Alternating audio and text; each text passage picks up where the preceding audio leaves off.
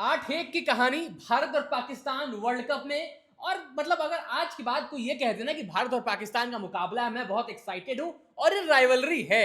अगर सामने वाले शख्स ने एटलीस्ट मेरे सामने ये बोल दिया कि राइवलरी है, तब तो भाई साहब आपने गलत बोला है। ये राइवलरी नहीं, इसको डोमिनेशन कहते हैं। डोमिनेशन बाकायदा भारतीय टीम का पाकिस्तान के ऊपर। हर बार पाकिस्तान टीम आती है, डिरेल होती है, बुरी तरीके से मुकाबला हारती है और फिर लंबी लंबी बातें होती हैं, फिर आते हैं, फिर खेलते हैं, फिर हारते हैं और फिर चले जाते हैं। एक और एग्जाम्पल कोलंबो के आर प्रेमदासा में आज देखने को मिला है। सलमान अली आगा की ये टीम जो जुनून और जज्बा की बातें करके आई थी ना, आज मैदान पर बिल्कुल फेल। देखिए जैसा मतलब कि वो अलग अलग जगहों पे चर्चा भी हो रही है कि अगर सलमान अली आगा ने टॉस जीत करके पहले आपने बॉलिंग चुन ही ली तो इतने सारे बॉलिंग ऑप्शंस ऑप्शंस को रखने की क्या आवश्यकता थी, क्योंकि आप रन चेज करने जा रहे हो।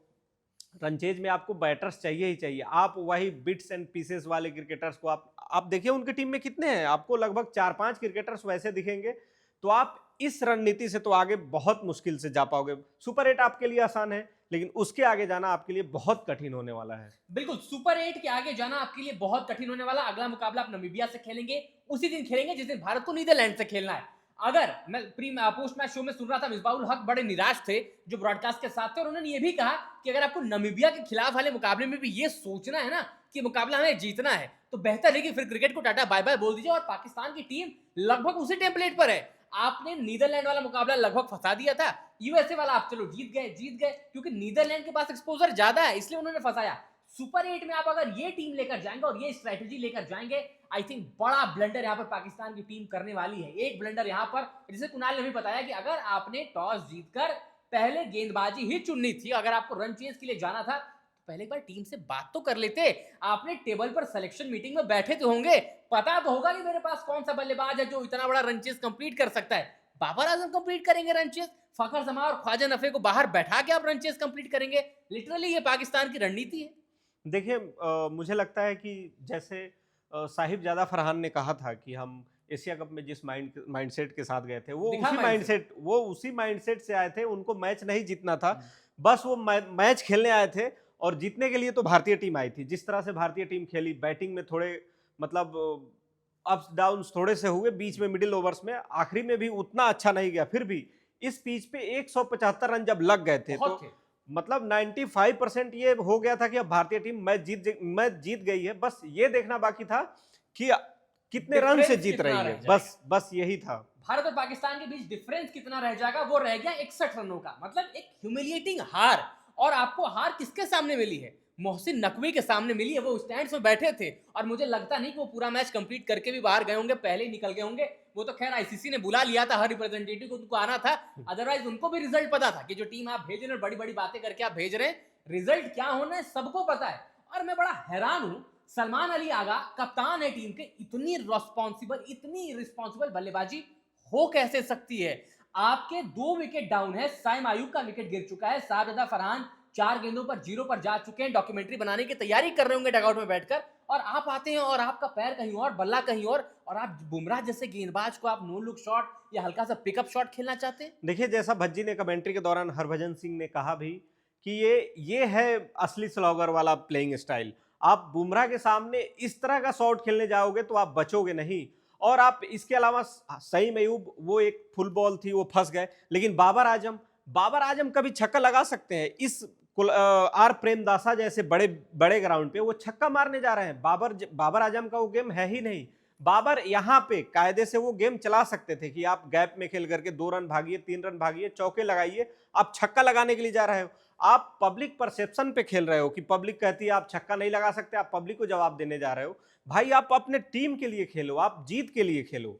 आप छक्का लगाने के, चलो ठीक है, बॉल बल्ले से कनेक्ट हो तब तो भी छक्का लगेगा ना। आप तो मतलब ब्लाइंडर खेल रहे हैं। मैं पहला बल्लेबाज, मतलब आप अगर स्लॉग स्वीप भी खेलने जा रहे हैं मिड विकेट के रीजन में, थोड़ा सा क्रिकेटिंग एनालिसिस आपको लग रहा होगा, बट ये बड़ी बेसिक सी चीज है। आपको बॉल की लाइन में भी तो आना पड़ेगा। अक्षर पटेल जो कि ऑलरेडी राइट हैंडर को लेफ्ट हैंड के एंगल के साथ बॉल डालते हैं, आप उनको कहां स्लॉग कर रहे हैं? बैट और पैड के बीच में स्टंप्स इतना साफ दिख रहा है कि मुझे लग रहा है कि 2 बार आउट हो जाएंगे। बिल्कुल, आप मतलब इस पिच पे तो आप अगेंस्ट द स्पिन नहीं खेल सकते। आपको विद द स्पिन खेलना होगा। इसी गेंद को वो सीधे बल्ले से खेलने जाते तो हो सकता है कि कवर के ऊपर से, मिड ऑफ के ऊपर से आप खेल सकते थे, या आप ग्राउंडेड शॉट आप खेल सकते थे, लेकिन आप इसको अक्रॉस द बैट खेलने जाओगे तो फिर एक्सपोज होंगे ही आप। बिल्कुल, और एक्सपोज हुए, बुरी तरीके से एक्सपोज हुए। उस्मान ने ठीक ठाक बल्लेबाजी की, जो टेम्पलेट उनका बना था कि नहीं अगेंस्ट स्पिन अच्छा खेलते हैं, आज उस्मान ने दिखाया कि देखिए अगर एक बार आंखें जम गई ना तो बल्लेबाजी यहां पर हो सकती है। ईशान किशन ने पहले बताया, शिवम दुबे ने बताया, तिलक वर्मा, सूर्य कुमार यादव ने भी बताया, बट थोड़ा सा इस कॉन्वर्सेशन को डेविएट करके लाते हैं भारतीय बल्लेबाजी की तरफ से। अगेन इस मैच में आप ईशान किशन को सबसे ज्यादा एज देंगे कि ईशान किशन ने आपको पहले ही मैच में बहुत आगे कर दिया था। जिस तरीके से 77 की पारी आई और जब उनका विकेट गिरा और तिलक और सूर्या की बल्लेबाजी in middle overs, I think, sorry to say this, शायद बहुत लोगों को ये बात पसंद ना आए, बट बीच में एक्सेलरेशन की जहां पर आवश्यकता थी, क्योंकि आप 9 ओवर में अच्छी खासी जगह पर पहुंच गए थे। अगर सूर्या और तिलक थोड़ा सा एक्सेलरेट करते तो 200 इस मुश्किल विकेट पर बाकी टीमों को खौफ में डाल दी जाता। देखिए, मतलब तिलक वर्मा जितने काबिल बल्लेबाज हैं, मुझे मतलब ये लगता नहीं कि वो, पता नहीं पाकिस्तान के सामने होता क्या है कि वो बीच में फंस जाते हैं। एशिया कप फाइनल में उन्होंने मैच जिताया, लेकिन वो भी फंस गए थे बीच में। वो आखिरी में हारिस राउफ के ऊपर छक्के लग गए, और उस मैच में शिवम दुबे ने भी अच्छी बैटिंग की थी और उन्होंने मतलब कि मैच को निकाला था। तिलक अंत तक रहे और बहुत अच्छी पारी खेली उन्होंने, लेकिन वहां भी वो फंस गए थे। यहाँ भी आप देखें कि उनको शुरुआत मिल चुका था। आपको देखिए 7 में 10 अगर आप बना दे रहे हो तो बढ़िया है, उसको आपको कंटिन्यू करना था। ये जो 24 में 25 आया है, ये 24 में 40 होना चाहिए था। बिल्कुल, और देखिए आपके साथ ईशान किशन थे ना, वो दूसरी छोर से तो प्रेशर हटा ही रहे थे, उसको बीच बीच में आप कन्वर्ट करते। जब सूर्या आए तो सूर्या और तिलक को शायद ये सोच रखनी चाहिए थी कि एक छोर चलेगा, एक छोर थोड़ा सा हल्का हाथ रखेगा, तो शायद आपके पास नीचे शिवम दुबे, हार्दिक पांड्या, रिंकू सिंह, अक्षर पटेल तक की बल्लेबाजी थी, काम बन जाता। रिंकू सिंह ने जो सेटल्ड होकर, मतलब लगता है ड्रेसिंग रूम से सेट होकर आए थे, और बचा खुचा काम शाहीन शाह अफरीदी पिछले 3 सालों से कर ही रहे हैं कि वो भारतीय पहले हारिस राउफ करते थे, अब वो कहानी बदल गई, वो शाहीन शाह अफरीदी कर रहे हैं। भारतीय बल्लेबाजों की मदद अच्छी खासी वो करके गए हैं, लेकिन मिडिल ओवर्स में यहाँ पर सूर्या और तिलक थोड़ा सा तेज खेलते, काम बन जाता। थोड़ा सा 200 लगता ना, तो मुझे लगता है बाकी टीमों को ना एक खौफ बनता कि यार ये तो इतनी मुश्किल विकेट पर 200 बना रहे हैं, अगर इनको अच्छी खासी विकेट मिल गई तब ये क्या करेंगे। सुपर 8 में मोस्ट प्रोबेबली आपको मिलने वाली साउथ अफ्रीका है, और हो सकता है कि आपको इसी तरह के विकेट्स पे खेलने हैं। हाँ? मतलब आपका एक मैच चेन्नई में है, हो सकता है कि कोलकाता में भी आप खेलें, तो एक अहमदाबाद में भी भिड़ना है, एक अहमदाबाद में भी। तो आप देखिए, स्पिन के सामने थोड़ा सा गेम को और बेटर करना होगा। बाकी बल्लेबाजों को ईशान की तरफ बेखौफ होकर खेलना होगा, क्योंकि आप स्पिन को बहुत ज्यादा सेटल नहीं होने दे सकते। सई मयूब जो रेगुलर स्पिनर नहीं है, उन्होंने बहुत अच्छी गेंदबाजी की, लेकिन वो पाकिस्तान के, आप देखिए, फर्स्ट चॉइस स्पिनर नहीं थे आगा जी के। आप उन्हें मिडिल ओवर्स में सेटल होने देते हो, और जो उन्होंने 2 गेंद में 2 विकेट निकाला, तिलक आउट हुए और उसके बाद फिर हार्दिक आउट हुए, वहां पे गेम बदल चुका था। तो आप इस तरह के स्पिनर्स को सेटल मत होने दीजिए। बिल्कुल, आपको ना एक थोड़ा सा प्लान करके चलना पड़ेगा, आपको किसको टेक ऑन करना है, किसको चार्ज करना है। खैर देखिए, ये बात हम इसलिए भी करेंगे क्योंकि अभी आपका T20 वर्ल्ड कप कैंपेन बहुत लंबा जाना है। ऐसा नहीं है कि आपको आगे हल्की टीमें मिलने वाली है। साउथ अफ्रीका बहुत अच्छी से वेल प्रिपेयर्ड है। सुपर 8 में जब आप होंगे, जो आपका ग्रुप बनेगा, उसमें अच्छी टीमें आएंगी और सारी बड़ी प्रूवन टीम्स आएंगी। वहां पर आपको फॉर दैट मैटर कोई भी फंसा सकता है, किसी भी ट्रैक पर फंसा सकता है, और वहां पर हार बर्दाश्त नहीं है।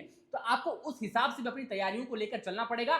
अगेन लेकिन तिलक के बल्ले से, सूर्य कुमार यादव के बल्ले से रन आए। तिलक के विकेट पर गौतम गंभीर भी डिसअपॉइंटेड थे। शायद जब ब्रेक हुआ था वहां पर गौतम गंभीर ने तिलक को कुछ और प्लान बताया था, जिस पर वो खरे साबित नहीं हुए। तिलक भी डिसअपॉइंटेड थे, और मैंने टैगआउट में ये भी देखा, जब तिलक वहां बैठे थे, सितांशु कोटक जो है, उन्होंने उनको टैप भी किया कि चलो कोई बात नहीं, लेकिन रन आए तो थोड़ा सा कॉन्फिडेंस भी होगा कि चलो ठीक है, ऐसा नहीं है कि 0 या 1 4 5 पे आए, थोड़े बहुत तो रन बने।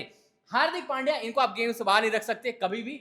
एक सेट माइंडसेट लेकर आए थे कि मैं आऊंगा, छक्के लगाऊंगा, नहीं लगे तो गेंदबाजी तो है ही मेरे पास, वहां से मैच बना दूंगा। देखिए, हार्दिक की मतलब आलोचना हो सकती है कि पहली बॉल पे आपको बड़े शॉट के लिए नहीं जाना चाहिए था, लेकिन अप्रोच सही था। वो गेंद थोड़ा गलत पिक कर बैठे, दूर थी गेंद, उसको आप मतलब लॉन्ग ऑफ के ऊपर से नहीं, आप कवर के ऊपर से मारने जाते तो हो सकता है कि वो 6 मिल जाते। बहरहाल उन्होंने ये कसर आपको गेंद के साथ पूरी कर दी, क्योंकि साहिब ज्यादा फरहान अगर हो सकता है कि सेट हो जाते, तो फिर ये, अगर पाकिस्तान की टीम पावर प्ले में 50+ रन बना लेती तो फिर वो गेम में रहती, लेकिन हार्दिक और बुमराह ने पहले ही 2 ओवर में उनका मामला खत्म कर दिया था। बिल्कुल, और देखिए हार्दिक पांड्या की बल्लेबाजी पर ना, जब 14-15 ओवर में, आपको ये भी पता है ना कि जब ईशान किशन का विकेट गिरा और जितने लंबे स्ट्रेच के लिए सूर्या और तिलक ने बैटिंग की, शायद नेट रन रेट, आपका जो स्ट्राइक रेट था वो धीमे गया था, आपका जो रन रेट था वो नीचे गया था, तो आपको उसको थोड़ा सा एक्सेलरेट भी करना था। हो सकता है सूर्या को यही इंस्ट्रक्शन मिला हो और हार्दिक को यही बोला गया हो अंदर से कि अब जब हार्दिक जाएंगे तो वो चांस लेंगे। अगर चल गए तो ठीक है, नहीं चले तो शिवम दुबे अपना एक्सेलरेशन स्लो डाउन करेंगे और वो स्ट्रेच करेंगे। यही हुआ, हार्दिक का विकेट गिर गया तो शिवम ने अपना गेम प्लान बदल दिया और उनको पता था कि नीचे आपके पास अक्षर पटेल भी है, आपके पास रिंकू सिंह है, देखिए इतनी मतलब लंबी बल्लेबाजी लेकर गए बिल्कुल, ना। आप अगर आप नंबर 8 तक आपके पास बल्लेबाजी है तो फिर आप ये नहीं सोचते कि मैं 16वें ओवर से हिट एग्जैक्टली करने जाऊंगा। हाँ आपके पास मतलब 12-13 ओवर तक तो तिलक और सूर्या बैटिंग कर ही चुके थे, 14वें ओवर तक वो दोनों थे, 6 ओवर बचा था, उसके बाद आपको काउंटर करना चाहिए। बट फिर वही आप स्पिन के सामने लगातार फंस रहे हो, और ये चीज मुझे लगता है कि सुपर 8 तक ये मामला सुलझा लिया जाना चाहिए। बिल्कुल, आपको नीदरलैंड वाले मुकाबले में शायद इससे थोड़ा सा कोप अप करते टीम इंडिया दिखेगी और बेहतर करेगी, लेकिन पाकिस्तान फिलहाल 61 रनों से कोलंबो के आर प्रेमदासा में मुकाबला हार चुका है। टीम इंडिया एक डोमिनेटिंग जीत के साथ आगे बढ़ रही है और अब यहां से जो असली राह है कुणाल, सुपर 8 पर थोड़ी बात करते हैं, क्योंकि सुपर 8 ही आपका अब सबसे बड़ा टारगेट। नीदरलैंड वाला मुकाबला शायद आप उतना ज्यादा अभी उस पर गौर नहीं करेंगे, आपको पता है कि वो मुकाबला शायद आपके लिए उतना बड़ा भी तो हेडेक नहीं होने वाला, आप शायद वहां से कंफर्टेबल जीत लेकर आएंगे अपने हिस्से, लेकिन सुपर 8 की तैयारी बहुत इंपॉर्टेंट है। बिल्कुल, आप वहां पे जाएं, अहमदाबाद में है मैच, जी तो आप अहमदाबाद में जाएं और मुझे लगता है कि जिनको बहुत बल्लेबाजी नहीं मिली है आप उनको कराएं। मतलब आप ओपनिंग में आप अभिषेक और ईशान को भेजें, और मुझे लगता है कि अभिषेक को ये बोलना चाहिए कि आप थोड़ा सा टाइम ले लो। मतलब कि आप 2 ओवर 3 ओवर तक देख लो, पहली गेंद और या फिर पहले ओवर से ही मारने की आवश्यकता नहीं है, वो देख सकते हैं, क्योंकि उनका रिदम में रहना बहुत जरूरी है। इससे थोड़ा सा उनका हो सकता है कि मतलब अंदर लग रहा होगा कि थोड़ा कॉन्फिडेंस लूज होगा, तो इसलिए उनको कम्युनिकेट करना जरूरी है कि आप थोड़ा टाइम ले लो। इसके अलावा जिनको बैटिंग नहीं मिली है और जिनको सुपर 8 में बहुत जरूरी है चलना, रिंकू हो गए, आप उनको टॉप ऑर्डर में भेज सकते हो, नंबर 4 नंबर 5 तक आप उनको मतलब प्रमोट कर सकते हो। हार्दिक को भी थोड़ा ऊपर आना होगा। मुझे लगता है कि अगर कहीं पे लगे कि सूर्या को लगे कि चलो हमने पर्याप्त बैटिंग कर ली है, तो हार्दिक को वो खुद से ऊपर भेज सकते हैं। इसके अलावा शिवम दुबे भी हैं आपके पास, मतलब आप ये ट्राई कर लीजिए अभी सुपर 8 से पहले। बिल्कुल, आप देखिए अभिषेक थोड़ा सा तबीयत भी खराब थी, उसके बाद वापसी करें, आज भी पूरी तरीके से फिट नहीं थे और शायद इसीलिए आपको ग्राउंड में वो फील्डिंग करते भी नहीं दिखाई दिए। तो शायद आपको अभिषेक को एक मैसेज देना पड़ेगा कि थोड़ा सा वक्त ले लीजिए, वो फॉर्म दोबारा से ले आई, गई नहीं है, लेकिन आपको बस थोड़ा सा वक्त बिताना है, क्रीज पर वो आ जाएगी, चल जाएगा। ईशान किशन दूसरे छोर से तो अपना काम कर ही रहे हैं। आप ईशान और आप जब देखते हैं अभिषेक शर्मा की जोड़ी, तो आपको पता होता है दोनों में से एक चार्ज करेगा, तो वहां पर अभिषेक के पास एक थोड़ा सा स्पेस मिल जाएगा। हार्दिक पांड्या को थोड़ा सा एक मैच में ऊपर भेज सकते हैं, बिल्कुल सही कहा कुणाल ने कि वो भी थोड़े से रन लगाए, T20 वर्ल्ड कप में भी रन के जो स्वाद है वो भी चख ले, उससे पहले तो वो फॉर्म में है ही। शिवम दुबे को बल्लेबाजी मिली जा रही है, तो अब जो सारा फोकस टीम इंडिया का है वो सुपर 8 पर है। सूर्या ने बोला भी है कि आप हम जाएंगे, थोड़ा सा एंजॉय करेंगे, एक ग्रुप की तरह बैठेंगे, बात करेंगे, कल फ्लाइट में फिर देखते हैं क्या होता है, कहाँ की फ्लाइट, आपको जब नीदरलैंड से खेलना, लेकिन अब सुपर 8 की तैयारी अब यहाँ से टीम इंडिया जोरों शोरों से करेगी। कोलंबो के आर प्रेमदासा में जो एक बड़े चैलेंज की हम बात कर रहे थे, वो तो अब खैर टीम इंडिया ने बिल्कुल पूरी तरीके से इरेज कर दिया है, लेकिन पाकिस्तान की बैटिंग और पाकिस्तान की गेंदबाजी, हमने गेंदबाजी पर बड़ी बात की, बल्लेबाजी तो इग्नोर ही कर दी। बल्लेबाजी हमने इग्नोर कहाँ की, हमने बात की आपको मतलब बाबर आजम पे बात की, सलमान अली आगा पे बात की, साहिबजादा फरहान सईद, सबको अभी भी बात की हमने। और एक तारीफ करनी होगी उसमें उस्मान तारिक की, उसके अलावा सॉरी उस्मान खान की, जिन्होंने 34 गेंद में आई थिंक 44 रन बनाए थे। उन्होंने अच्छा इंटेंट दिखाया और वो अच्छा खेले, लेकिन मतलब पाकिस्तान की बल्लेबाजी, इसके अलावा और कौन था ही स्पेशलिस्ट, तो कोई है ही नहीं था, मतलब ये 3-4 ही थे। आप 4 स्पेशलिस्ट बल्लेबाजों के साथ मैच नहीं जीत सकते, वो भी भारत जैसी टीम के सामने। आपके पास डगआउट में बैठे हुए हैं फखर जमान है, ख्वाजा नफे हैं, इनमें से दोनों में से कोई एक तो खेलना चाहिए था। आप इस पिच पे देखें, मतलब उन्होंने फहीम अशरफ को रखा हुआ था, उनका कोई यूज ही नहीं था ना, उन्होंने बहुत बल्ले उनको तो गेंद दी नहीं गई, गेंद दी नहीं गई, जब तक बल्लेबाजी करने आए तब तक तो काम खत्म था। तो वहां पे एक स्पेशलिस्ट होना चाहिए था, और इस चीज को लेकर के पाकिस्तान के पूर्व क्रिकेटर्स भी लगातार कह रहे थे कि आप कैसे भी करके फखर या ख्वाजा नफे को लाओ। आपको एक मैच जिता चुके हैं फहीम अशरफ, इसका मतलब नहीं कि आप उनको प्लेइंग 11 में रखोगे। टीम कॉम्बिनेशन के अनुसार आपको चेंज करना होता है। देखिए, इससे दो चीजें होती हैं। अब एक मैच अगर आपका कोई खिलाड़ी मैच विनर बन गया, तो उस खिलाड़ी को दूसरे मैच में उस पर आप और यकीन दिखाइए। यहां पर यकीन दिखाने के बजाय और डिमोट कर दिया गया है। अब वो खिलाड़ी के पास जो कॉन्फिडेंस होगा ना, वो और नीचे चला जाएगा। दूसरी चीज, बाबर आजम का रोल था रोटेटर का, फ्लोटर का, एंकर करने का, जो शब्द आपको सुटेबल लगे लगा लीजिए। क्या करके गए, ये एंकरिंग है, ये फ्लोटिंग कर रहे हैं, ये फ्लोटर बनेंगे टीम के, आप अंधा शॉट लगा रहे हैं। इससे अच्छा तो फकर जमान होते, अगर उनकी 5 गेंदें कनेक्ट हो जाती तो गेम पलट देते। देखिए, मतलब बाबर पे जितना प्रेशर है, और जैसा हमने पहले भी कहा कि वो मतलब वो पब्लिक परसेप्शन है कि बाबर छक्के नहीं लगा सकते, वो उस प्रयास में आउट हुए हैं। नहीं तो वो सेट होकर के आप मतलब स्ट्राइक रोटेट करके आप रिक्वायर्ड रन रेट को मतलब मेंटेन कर सकते थे कि आप 10 या 11 के आसपास रखते तो हो सकता है कि आखिरी 5-6 ओवर में रन बन जाते। बन जाए। लेकिन अगर आप यही चीज आप खुद से बनाने की कोशिश करने जाओगे तो ये नहीं हो सकता। एक और चीज हो सकता है कि उन्हें लगा होगा कि दूसरे छोर से अब कोई है नहीं और मैच खत्म होने के बाद सारी जिम्मेदारी उनके ऊपर ना आ जाए कि वो लास्ट में पता चले 30 में 40 ही रह गए और सारी जो मतलब एक तरीके से वो सब भड़ास बाबर पे ही निकाल रहे हैं, इसलिए वो प्रयास करने गए। और तो ऐसे मैच में तो मुझे लगता है कि शायद आपको रिस्क ले ही लेना चाहिए था। जब कोई नहीं चला तो कम से कम 30 में 30 ही बना के जाते तो वो भी तारीफ ही होती। बट खैर, पाकिस्तान टीम के लिए जो राह है मुश्किल है। आज एक ह्यूमिलेटिंग हार, और ये सिर्फ हार नहीं, ये आपके कॉन्फिडेंस को डिरेल करके जाएगी। लेकिन टीम इंडिया के लिए सब कुछ बेहतर। टी20 वर्ल्ड कप 2026 का कैंपेन कमाल का, एक अच्छी जीत। आपको 2 जीत मिली थी, लेकिन इस जीत से जो कॉन्फिडेंस है ना, 7वें आसमान पर जाएगा। लेकिन टीम इंडिया को पता है कि ये तो बस एक अभी पहला पड़ाव है, अभी लंबी कहानी बाकी टी20 वर्ल्ड कप की, जिसको तय करनी है और ट्रॉफी को फिर से घर पर ही रखना है, घर से जाने नहीं देना। फिलहाल इस पर आपका क्या मानना है, कमेंट से बताइएगा। वीडियो पसंद आए तो लाइक करिए, शेयर करिए, खबर गांव को सब्सक्राइब जरूर करिएगा।